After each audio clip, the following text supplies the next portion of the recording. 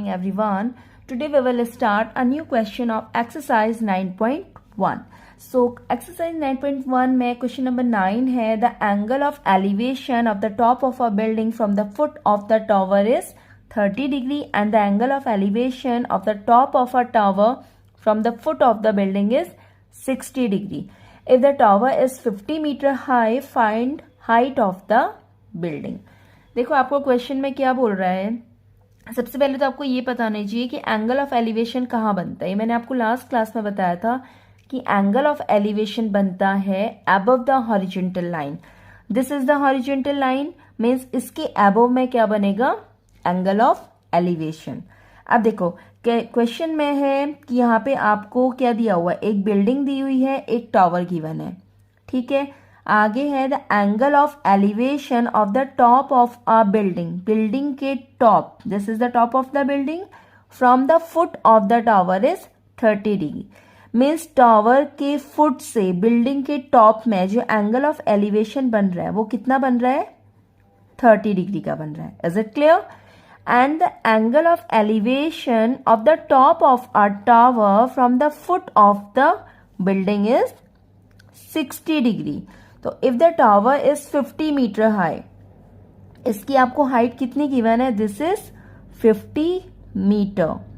तो you have to find the height of the building. आपको क्या करना है, ये वाली हाइट फाइंड आउट करनी है, मीन्स बिल्डिंग की हाइट फाइंड आउट करनी है.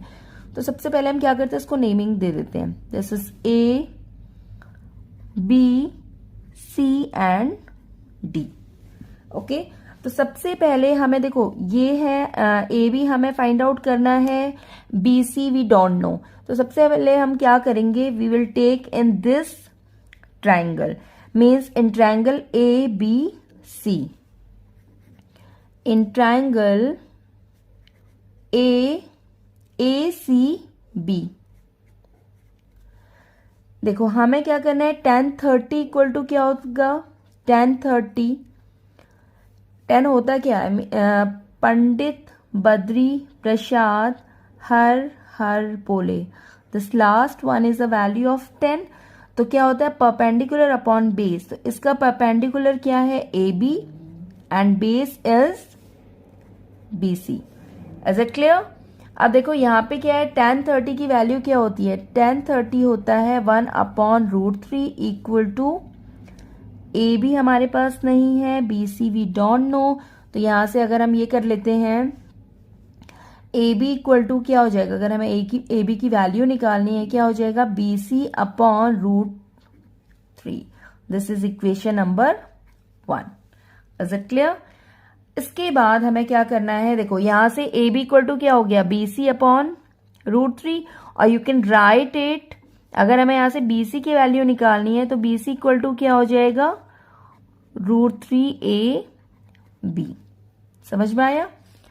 Now base we have √3 AB and D C अब निकालना है. तो अब देखो, now we will take in this triangle, means in triangle BCD. Now in triangle DBC, यहां से tan 60 क्या हो जाएगा, perpendicular upon base. Perpendicular is DC and base is BC. Is it clear? तो यहां से tan 60 की वैल्यू क्या होती है, √3 equal to DC is given, this is 50 and BC की वैल्यू क्या हमें रखनी है, from equation number 1 √3 AB. Okay, तो सबसे पहले हम क्या करते हैं, क्रॉस मल्टीप्लाई कर लेंगे. तो ये क्या हो जाएगा,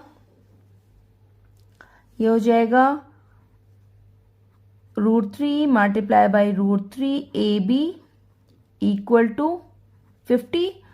तो √3 एंड √3 का मल्टीप्लाई हो जाएगा, 3 आ जाएगा. तो 3AB इक्वल टू क्या हो जाएगा, 50. और you can write it AB equal to 50/3. When you will cut it, when you will solve it, you will get AB equal to 3 1 3, 3 6 18, 2/3 meter. ठीक है, तो AB क्या आता है, AB is height of the building. तो आप लिखोगे therefore therefore height of the building is 16 whole 2/3 meter. This is the question number 10. We have two poles of equal heights are standing opposite each side on either side of road which is 80 meter wide. From a point between them on road, the angle of elevation of top of the poles are 60 degree and 30 degree respectively. Find the height of the poles and the distance of the point from the poles. अब देखो यहाँ पे question क्या बोल रहा है. Question is saying that we have two poles of equal height. Now suppose हमारे पास ये दो पोल हैं जिनकी हाइट कितनी हमने ले ली है, h एज्यूम कर ली है. ठीक है, ये दोनों पोल क्या है, एक 80 मीटर चौड़ी रोड के अपोजिट साइड पे क्या है, खड़े हैं. ठीक है, यहाँ पे नेक्स्ट वो बोल रहे हैं कि इनके मिड में मीन्स इस रोड के सेंटर में कहीं एक पॉइंट है जहाँ से एंगल ऑफ एलिवेशन कितना बन रहा है, 30 डिग्री एंड 60 डिग्री का. तो आपको क्या फाइंड आउट करना है, you have to find the height of the poles and the distance of the point from the poles. Means ये जो डिस्टेंस है, ठीक है, इससे हमें क्या फाइंड आउट करना है, पोल्स की डिस्टेंस फाइंड आउट करनी है इस पॉइंट से. तो हमने सपोज किया कि देखो ये हाइट तो हमने h एज्यूम कर ली है. अब हम सपोज करते हैं कि इसकी इस पॉइंट की इस वाले पोल से डिस्टेंस कितनी है, x है. ठीक है, अब देखो ये टोटल है 80, इसको हमने x एज्यूम कर लिया, तो ये वाली डिस्टेंस कितनी हो जाएगी, टोटल में से हम क्या करेंगे, x को सब्ट्रैक्ट कर देंगे. मीन्स 80 माइनस x क्या हो जाएगी, इस वाले की डिस्टेंस आ जाएगी. समझ में आया. अब देखो इसके बाद हम क्या करते हैं, इसको हम नेमिंग करेंगे. This is suppose A, B, C, D and this is point E. Is it clear. तो स्टार्ट करते हैं. सबसे पहले हम क्या करेंगे, we will take in this triangle. In triangle A, B, A, C and sorry A, E and B. ठीक है, यहाँ पे कितना डिग्री का एंगल फॉर्म हो रहा है, 60 डिग्री का. तो tan 60 डिग्री क्या हो जाएगा, perpendicular upon base. Perpendicular is AB upon base कितना है, BE. ओके, tan 60 की वैल्यू होती है √3. AB इज h जो हमने एज्यूम किया है and BE is x. Is clear. तो यहां से हम क्या करेंगे, यहां से हम फाइंड आउट कर लेंगे किसकी वैल्यू, x की वैल्यू. और you can write it √3x equal to h और x इक्वल टू क्या हो जाएगा, h upon √3. This is equation number 1. Okay, same process हमें इस ट्राइंगल के लिए करनी है. तो एंड इन ट्राइंगल DEC, तो यहाँ पे क्या हो जाएगा, tan 30 डिग्री क्या होगा, perpendicular upon base means DC upon EC. tan 30 की वैल्यू है 1 upon √3. DC is h, EC हमें क्या हमने निकाला है, 80 माइनस x.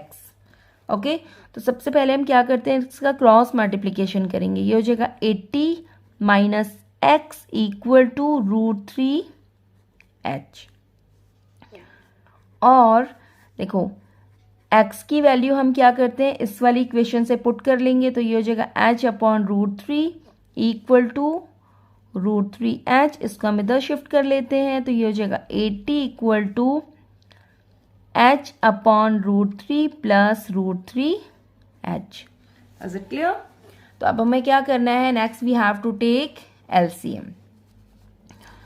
तो ये हो जाएगा 80 इक्वल टू h प्लस, देखो LCM लेंगे, इसके अपॉन में क्या है, 1 है, तो इन दोनों का मल्टीप्लाई हो जाएगा.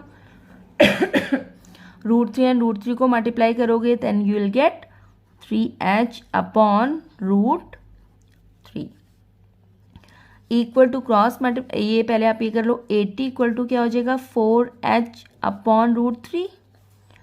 क्रॉस मल्टीप्लाई करेंगे, ये हो जाएगा 80 √3 इक्वल टू 4h. तो यहाँ से h इक्वल टू क्या हो जाएगा, 80 √3 अपॉन 4. ठीक है, 4 2 8 cut means h equal to कितना आ गया 20√3 मीटर. ठीक है. Now if h equal to this one, this is the answer of first one जो हमें पोल्स की हाइट निकालनी थी. अब हमें क्या निकालना है? We have to find out this distance.